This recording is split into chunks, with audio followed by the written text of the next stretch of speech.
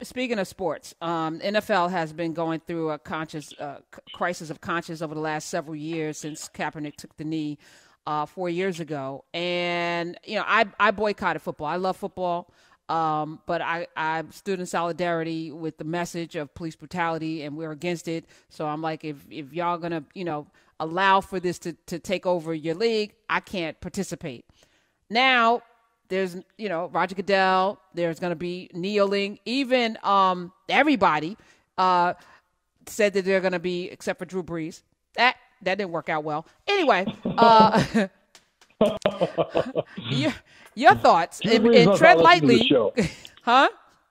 Drew Brees must not listen to the show. No, well, he doesn't listen. He's not listening to the country. It's not the show, Joe Thomas. It's not me. The bigger problem. He's missing the larger message, which is that we're in a particular time right now. How do you stand? 11 years in the NFL, journeyman, part of that culture. You've watched this shift now.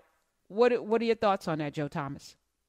Yeah, well, I think it's great that the NFL is starting to wake up to the issues that are going on and the fact that they have an amazing platform, the most powerful, influential, popular sport in our country, predominantly black league, to be able to stand up and get out front and make some substantive and meaningful change in this country.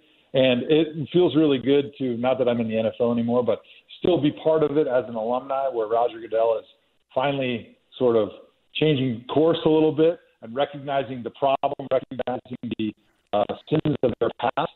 And hopefully, we're hopeful that they're able to bring their entire league together with the players and the owners and use their power to make really good, meaningful change, because there's never been a better time than right now.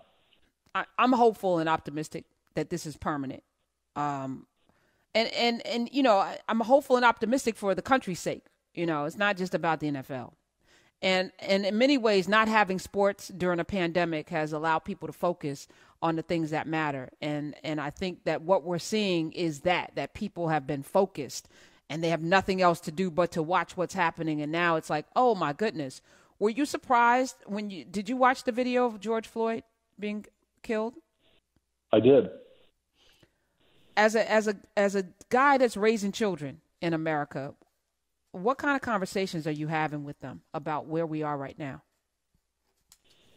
So my oldest is 7 and my youngest is 20 months. So wow. My youngest doesn't speak at all, so I haven't talked to her about it yet.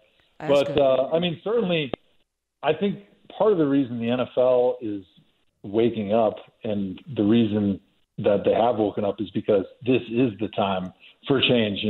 After seeing the horrible video with George Floyd, I think many Americans that had turned a blind eye and didn't want to accept the state where the country is and where it's been for generations have finally had that opportunity where it hit them in the face, where it's like, this is the time to make change now. And that's, I think, part of the reason the NFL has got on board. And I think that's why I'm optimistic and hopeful, just like you are, because there isn't any sports going on. This has the entire country's focus. And if the change doesn't happen now, then the question is, then when? Right?